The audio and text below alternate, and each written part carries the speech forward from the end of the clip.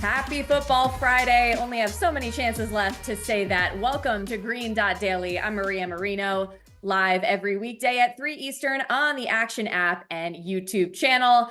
We will have some college hoops picks later in the show, but today is fittingly mostly about NFL, so let's get right to it. Championship Sunday is inching closer. The Chiefs are at plus 380 to win the Super Bowl. And at 3 Eastern, they visit the Ravens, who are at plus 180 to win it all. Then in the nightcap, the Lions at plus 800 odds to win the Super Bowl face the 49ers, who have the shortest odds of the bunch at plus 145 to win on February 11th.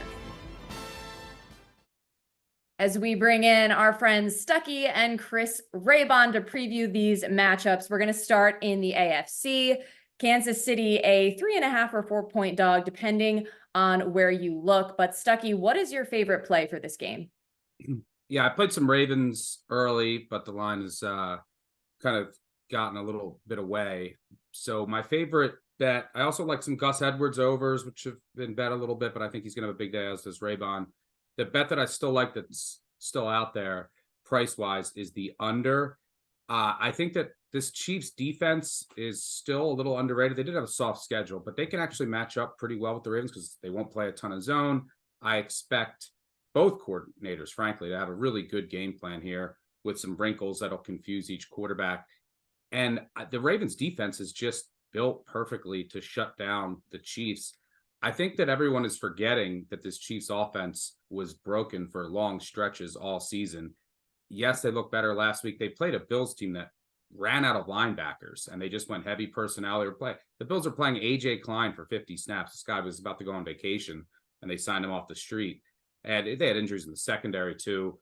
And then they played a Miami team, the Chiefs, the week before, that ran out of defensive linemen and linebackers. So I don't think that this offense is fixed. They're trying to work over the middle of the field, but that's where the Ravens are perfectly built to contain them. You have, great linebackers, great safeties. You have the ultimate chess piece in Kyle Hamilton. You have multiple guys who can shut down Kelsey, and then it's like, who are you really worried about?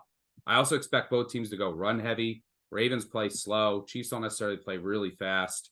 And then you also can now have, it looks like there might be some weather and some winds here as well. So these are the top two scoring defenses in the NFL. This Chiefs offense for long stretches against elite healthy defenses struggled, even against poor defenses. I mean, if you recall, they lost at home to the Raiders when Aiden O'Connell went 0 of 10 for 0 yards over the final 3 quarters, and they still lost that game. There's just not a lot of explosiveness. The tackles are bad. The receiving group isn't great. And now you have an injury in the interior of that offensive line. That's not great for continuity in a hostile environment against this Ravens defense that creates pressure in a multitude of ways. So I think this will be a lower scoring game that the Ravens pull out. Well, one thing I learned last weekend is this Ravens defense is on a completely different level. You tried to warn me. I did not heed your warning last weekend, but I see it. I see it now. Raybon, how about you? How are you approaching this game? I'm going Ravens first half. I know Stuck went there last week and it didn't turn out, but I think this is a good time to buy right back in because I do think the Ravens have the edge in this game. They're better than Kansas City in every single facet. For example, if you look at DVOA, Baltimore 5th in pass offense, Kansas City 8th. Rush offense, Baltimore number 1, Kansas City 17th. Pass defense, Baltimore number 1, Kansas City 5th. Run defense, Baltimore 7th, Kansas City 27th. Special teams, Baltimore's number 3, Kansas City's number 6. So really across the board, Baltimore is the better team. And then you look at the situation. Kansas City, not just in their, second ever playoff road game, but their second straight road game. And they're facing a Raven team that hasn't traveled since Christmas, literally. They've been home, just straight chilling. This is their 4th straight home game overall. Obviously, the starters rested for, the last week of the season. So last week was their time to be rusty. And they weren't quite prepared for the blitz in the first half. Now, I think that was probably the best thing that could have happened to them because now they're going to be a lot more prepared for whatever Spagnuolo can throw at them. And then you look at this Chiefs team and, Stuckey kind of hit on it. This offense it's just not just magically fixed. And their last 8 games with Patrick Mahomes starting, 1-7 against the spread in the first half. And we know the Ravens have always been good under Harbaugh. He is 59% career in the first half, regular and postseason. And when Lamar got there, he raised the bar. So Lamar 64% over an 82 game sample, 51, 29, and 2 first half against the spread. The Ravens this year 14-4 against the first half spread, and they failed to cover that first half last week. They gave up the long punt return, which obviously is not something you expect to repeat. Right. But all year, Maria, the Ravens have not failed to cover in 2 straight first halves. So going Ravens first half -2.5 juiced up, -3. I like it as long as it's a field goal or less. So give me Baltimore in the first half, and this avoids having to bet against Mahomes for the full 60, where he is, I believe it's 9-1-1 career as an underdog. This dude just does nothing but cover in these spots, and now the line for the full game is at 4. So I like investing in this way, expecting the Ravens to come out a lot sharper. And I think if both teams are going to run more early in the game, I still think that's advantage Ravens, because the Chiefs are 20 spots worse than Baltimore in terms of run defense.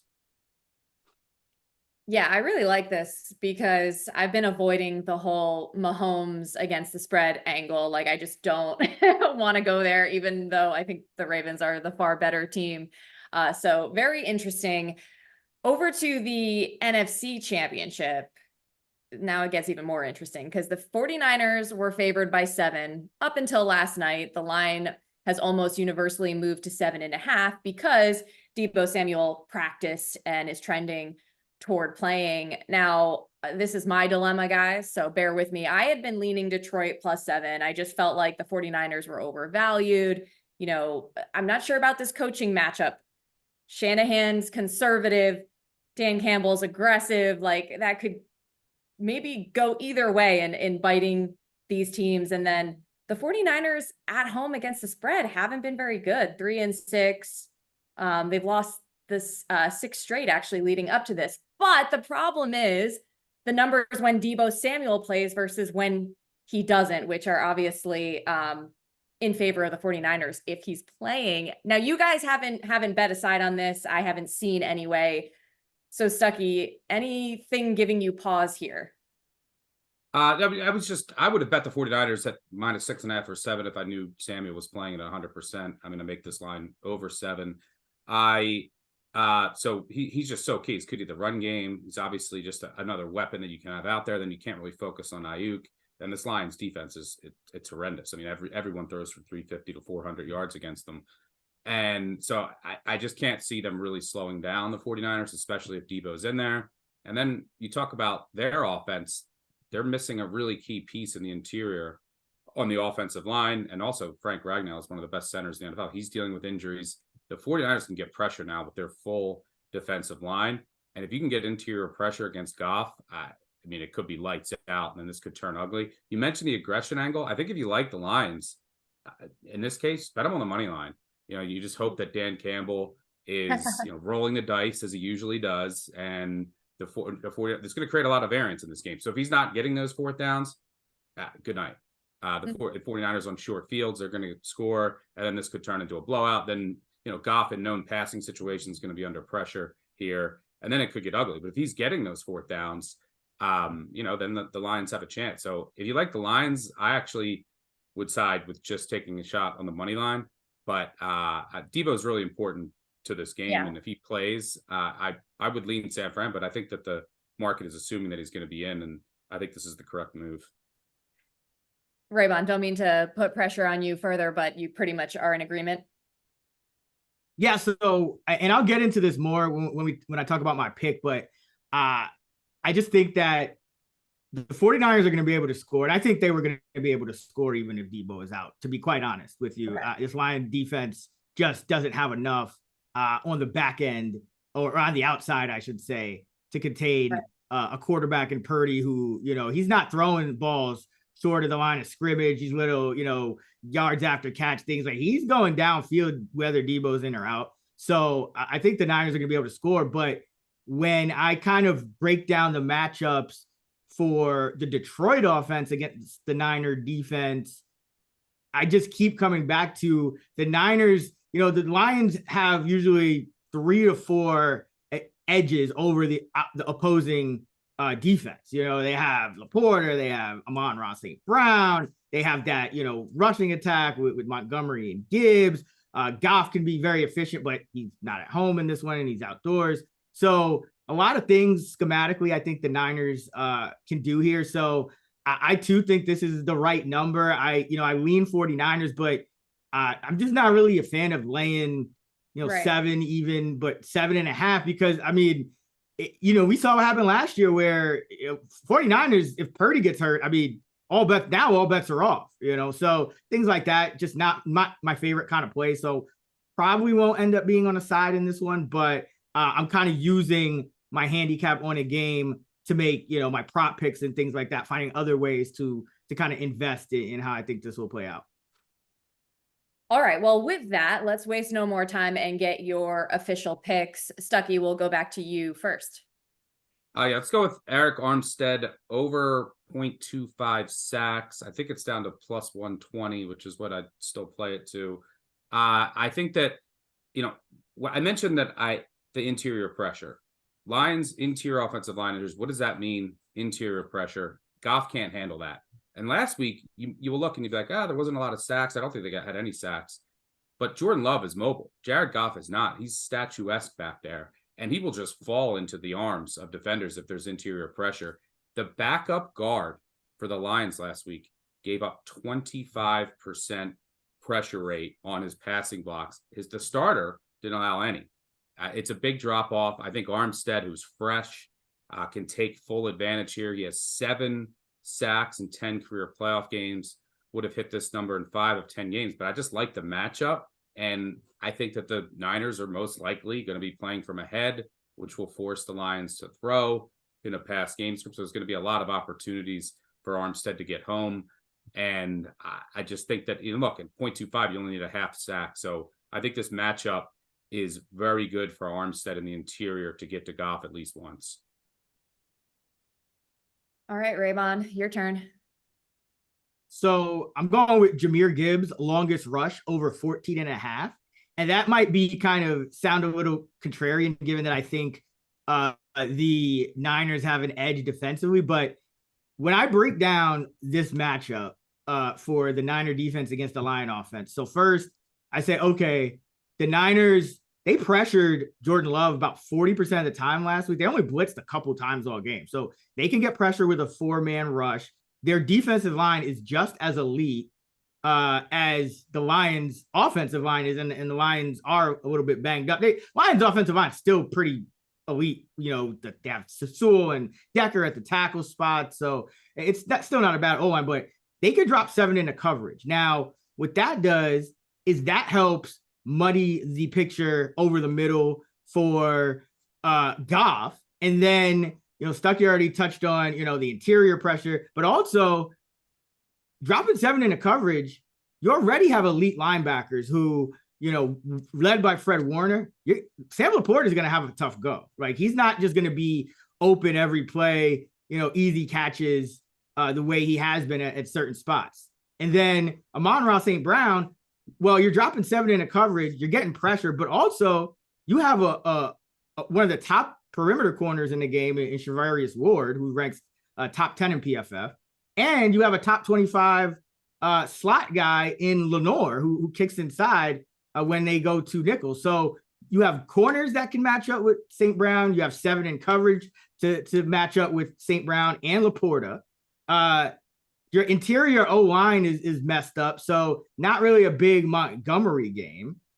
So it leads me to, if I'm the Lions, I think my best chance of generating offense, especially explosive offense, is Jahmyr Gibbs in this spot, because he's your best athlete and you can use him outside on the edges. You could do things like you could try to run at Bosa. You can force these Niner cornerbacks to tackle. And Gibbs has been a top 5 outside runner in terms of DVOA this year. The Niners have been one of the worst teams at defending outside runs. They are overall, they're somewhat of a run funnel. They're top 5 against the pass and 15th against the run. But that 15th against the run, it's really like, top 10 against inside runs and bottom 5 even against outside runs. So Jahmyr Gibbs, this is a perfect game script for him. And the last 3 Lions losses, not only did Jahmyr Gibbs get featured a lot more in the passing game, but he also had more carries than David Montgomery in 2 out of the last 3.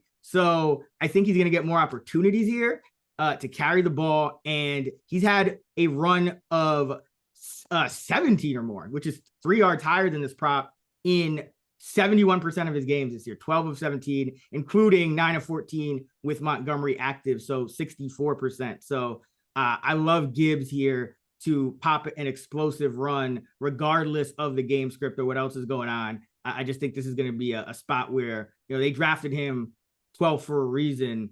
I think this is the game where they fully unleash him. Yeah, you want to run outside against San Fran, and especially now that you have interior offensive line injuries, that makes you want to run outside even more. And that's going to be the key to the game for Detroit. Gibbs needs to get going, and he needs to break more than one explosive run, and then that'll keep Goff out of known passing situations where the pressure could really get to him. So yeah, I agree. Gibbs could have a big day here. We did see him break off for a 31-yard run last week. And I mean, you just mentioned the game log. That 71% clip is pretty undeniable. But guys, we always appreciate you joining Green.Daily. Stuckey, Chris Raybon, good luck this weekend, and we'll talk again soon.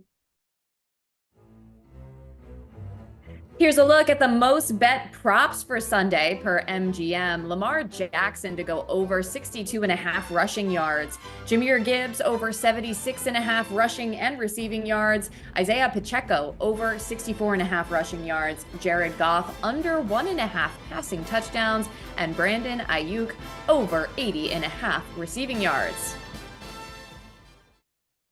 With that, we welcome in our analytics duo of Nick Giffen and Sean Koerner to get into some props. By the way, shout out to our fans in the Action Network Discord channel who have been waiting patiently to hear the props for these two. So Nick, we're going to start with you and the Kansas City Baltimore game. What's your play? Yeah, this is an interesting one. I am going to take Kansas City's quarterback, Patrick Mahomes, over 4.5 rushing attempts at -118. This is really interesting because this is a situation where Mahomes is going up against a Baltimore defense that's really good. In fact, they have the 5th highest perfectly covered play rate. That is a Pro Football Focus statistic. The 5th highest perfectly covered play rate in the NFL. And that is important because Mahomes this year has faced the 7th lowest perfectly covered play rate, and that becomes a really hefty boost. And that's important because Mahomes by far is the #1 quarterback in something called create rate, which comes into play during perfectly covered plays. And create rate, hat tip to Throw the Damn Ball on Twitter, who created this metric. Create rate means he either engineers a throw into an open window on a perfectly covered play, or he runs for positive EPA on a perfectly covered play. So that running part is his leg. So if he's facing a lot of perfectly covered plays, he is going to be creating a lot, either by making some great throws or, like I said, by using his legs. So we should see his potential scramble rate increase. And that's why Baltimore is the team that allows the 9th most quarterback scrambles per game in the NFL this year. So we could definitely see Mahomes take off quite a bit in this one. There's also the potential for some rain and wind that could create, maybe 1 or 2 extra designed rush plays in total for the Chiefs compared to what they would have in normal weather, just because of the wind affecting deeper throws or the rain making it maybe harder to handle. And then also a really interesting note here, the Bet What Happens Live model that I do, which of course is our in-game model for doing player props. If I set that to time equals 0, it's actually projecting Kansas City to have 2 more plays than kind of the market expectation with a similar pass rush ratio. So if it is more rush heavy, it could be a designed rush for Mahomes, or if it's more pass heavy. It could be, a Mahomes scramble because of these perfectly covered plays. So I'm going to take Patrick Mahomes over 4.5 rushing attempts as my pick for Kansas City versus Baltimore. I could definitely see Mahomes in a situation like this, season on the line, having to make some magic happen. And by the way, looking forward to more Bet What Happens Live, because you helped me win a bet last weekend, Nick. But let's go over to Sean. What is your favorite play for the AFC Championship game? Yeah, so my first official prop bet of the week is Justice Hill longest rush to stay under 11.5 yards. You can get this at -115. I would bet it all the way down to -140 though. He's only cleared this on 7 of 97 rush attempts this season. So he's clearing this once out of every 13 or 14 rush attempts. And last week he had a season high 13 rush attempts, but 5 of those came after Gus Edwards left the game with his hand injury. Plus, we saw Dalvin Cook, newly acquired Dalvin Cook, mix in quite a bit. So I'm in line with the market that Hill will probably see closer to 7.5 rush attempts here. So it's going to be tougher for him to clear this specific number with that usage. Plus, he's always going to dominate passing down work, but it also means that he sees quite a high percentage of his runs on third down. He has the 13th highest rate of third down runs among 79 qualified backs. And while the Chiefs defense has struggled this year, they have been pretty good on third down. They're only allowing a 3.1 yards per carry to running backs on third downs. And plus, the Chiefs run defense, like I mentioned, they've struggled this year, but they've been without linebacker Nick Bolton for 8 games this season. He's fully healthy right now, but we have to factor that in when it comes to their, rush defensive stats, because he does lead the team with a 9% stop percentage. So him being back in the lineup is really good for the Chiefs run defense. So I think they'll slow down Justice Hill just enough, on his 7 to 8 carries here, where he's going to stay under this around 62% of the time. So I would only bet at 11.5. I think the median should be 10.5. So only bet at 11.5. And like I said, probably down to -140 here. Well, Sean, I know you have to save the rest of your picks for the weekend shows, but I'm honored that you got to break your first one of the weekend here on GDD. I can only imagine that there will be some other interesting unders that you will be on before the Absolutely. Hopefully all unders. If I can help it, they're all going to be unders. Exactly. But luckily, Nick does have another bet for us for the NFC Championship game. So Nick, where are you going with this one? Yeah, so this one for Detroit versus San Francisco, we're going to take the second half under. And I think I've seen 25.5 -105 out there as potentially the best available. But of course, just grab whatever's best available to you. I definitely like 25.5 -110, for example. And it really starts, there's a couple reasons here, but first let's start with the pace splits. Every single pace split in this game for the second half is negative, meaning a slower pace. Just in general, these two teams come out to a negative second half pace, and that's typically because they've been playing ahead. So let's ignore that part. Let's look if San Francisco is leading by at least a touchdown, then this game slows down around 0.7 of a second per play. If somehow Detroit is leading by at least a touchdown, this slows down to around 1.25 seconds per play, based off these teams, leading or trailing pace splits. And if this is a close game, these teams combine for around 2.5 seconds per play slower. So every single possible scenario is covered here, whether San Francisco is leading, whether Detroit's leading, or whether it's a close game. We're going to have a slower pace of play almost surely in the second half.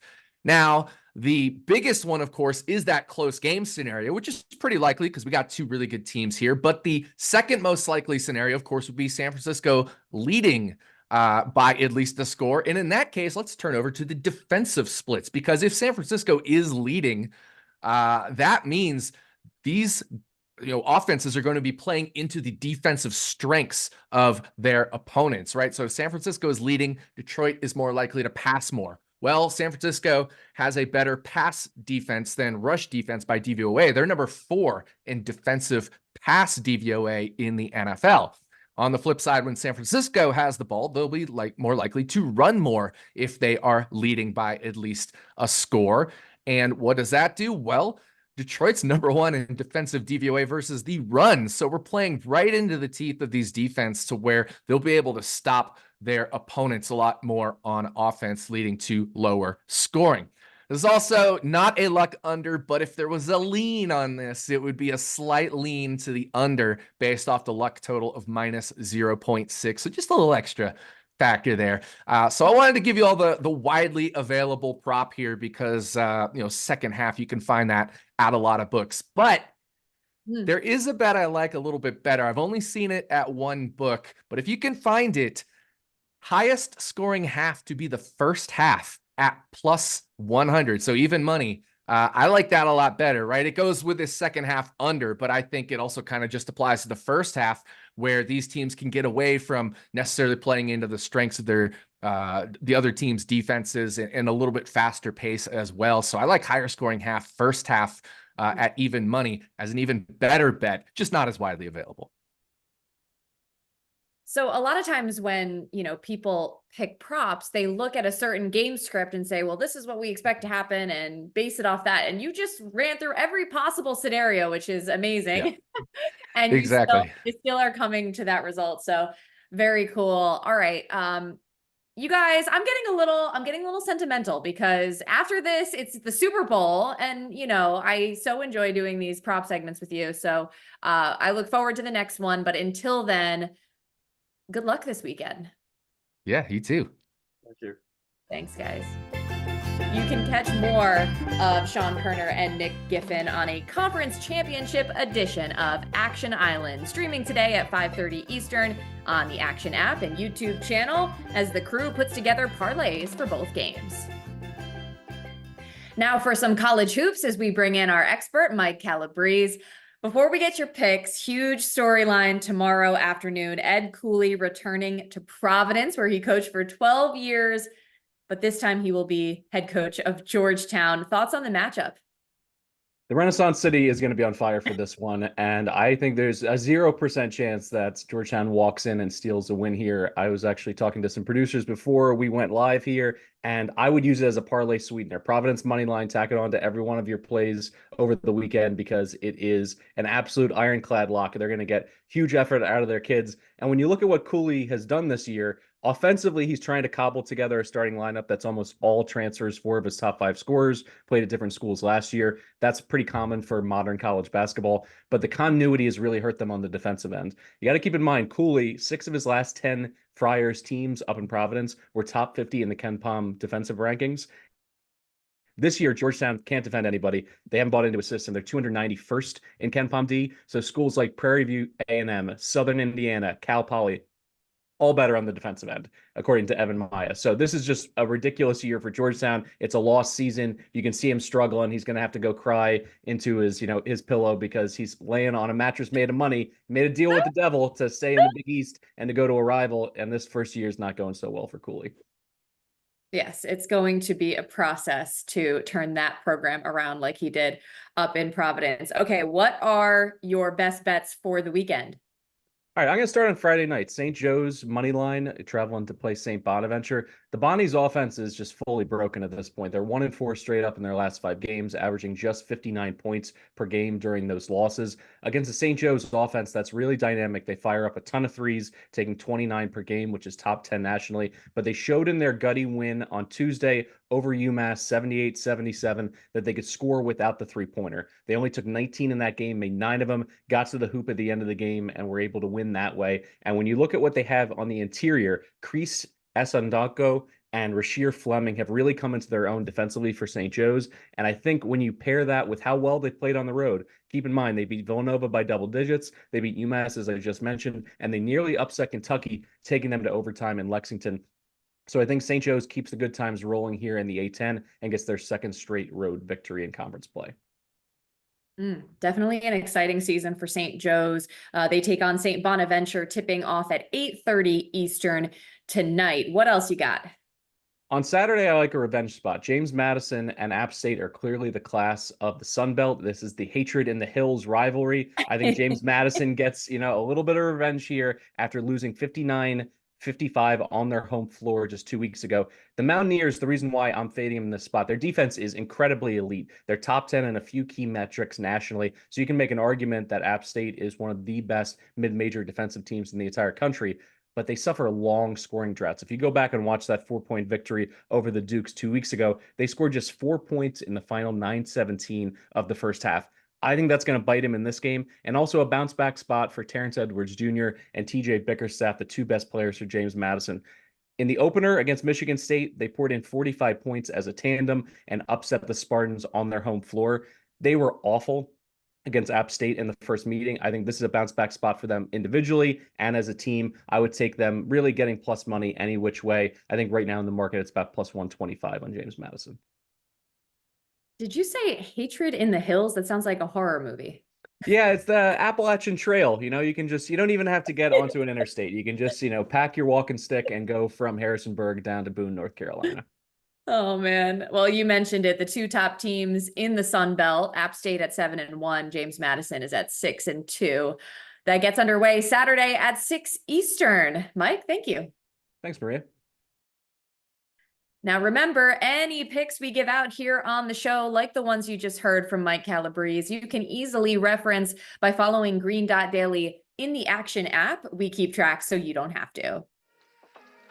Another week of Green Dot Daily in the books. I'm Maria Marino. Thank you for watching all week long. I'll see you again Monday at 3 Eastern on the Action Network YouTube channel and the Action app. Have a great weekend.